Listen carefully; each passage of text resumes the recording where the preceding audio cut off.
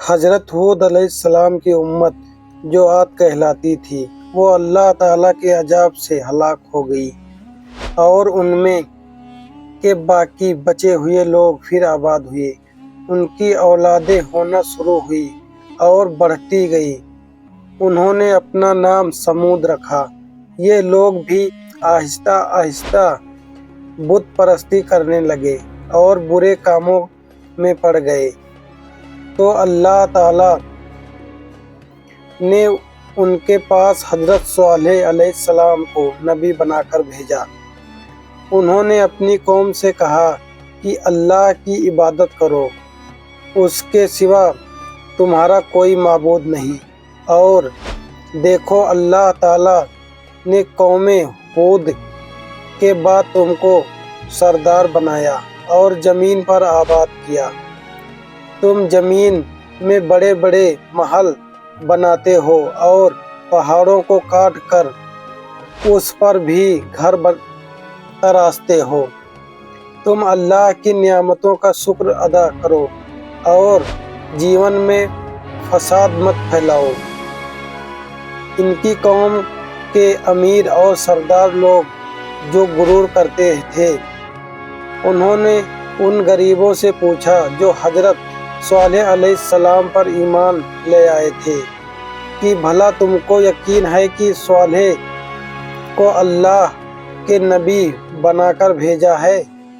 ان غریبوں ایمان والوں نے کہا کہ ہاں، ہم کو یقین ہے کہ حضرت صالح علیہ السلام کو اللہ تعالیٰ نے نبی بنا کر بھیجا ہے۔ اس پر مغرور امیر کہنے لگے کہ اچھا، تم ایمان لاؤ، ہم تو ایمان نہیں لاتے۔ ان امیر لوگوں کو یہ تعجب ہوا کہ اگر اللہ پاک کسی کو نبی بنا کر بھیجتے تو ہم امیروں کے میں سے کسی کو نبی بناتے۔ حضرت صالح علیہ السلام برابر اللہ تعالیٰ کا پیغام ان کو پہنچاتے رہے، مگر کوئی ان کی نہ سنتا بلکہ الٹا مذاق اڑاتے۔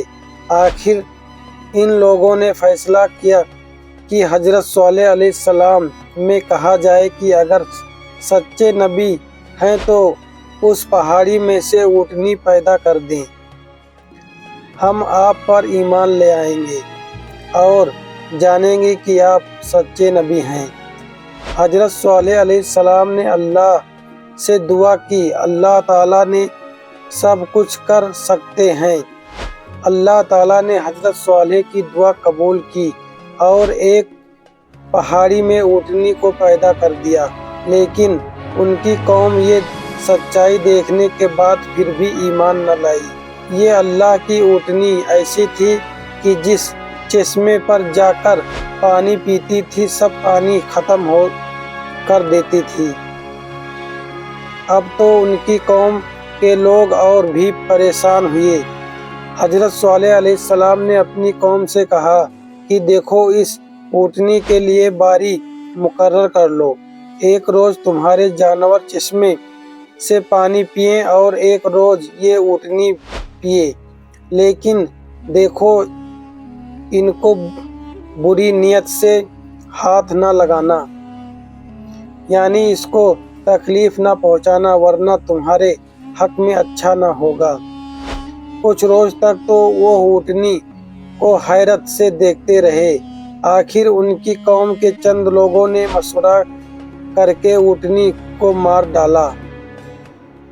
حضرت صالح علیہ السلام کو اس کی خبر ہوئی تو آپ کو بہت رنج ہوا اور انہوں نے اپنی قوم سے کہا کہ میں تم کو منع کیا تھا کہ اس اونٹنی کو تکلیف مت دینا، ورنہ تم پر جلد اللہ کا عذاب آئے گا، مگر تم نے نہ مانا۔ اب تم لوگ اپنے گھروں میں 3 روز اور موج کر لو، اس کے بعد اللہ کا عذاب آئے گا جو تم سب کو ختم کر دے گا۔ چنانچہ ایسا ہی ہوا۔ اللہ تعالیٰ نے حضرت صالح علیہ السلام اور ان لوگوں کو بچا لیا جو ایمان لے آئے تھے، لیکن جو لوگ ایمان نہیں لائے تھے، ایک بڑی ہیبت ناک اور خوفناک آواز پیدا ہوئی جس سے وہ اپنے گھروں میں اوندھ پڑے رہ گئے اور مر گئے۔ ایسا معلوم ہوتا تھا کہ کبھی یہ یہاں رہتے ہی نہیں تھے۔ جو لوگ خدا کے حکم پر نہیں چلتے اور پیغمبروں کا کہنا نہیں مانتے ان کی وہی حال ہوتا ہے۔ اللہ تعالی ہم سب کو اپنے عذاب سے بچائے اور اپنے رسول کی اطاعت نصیب کرے۔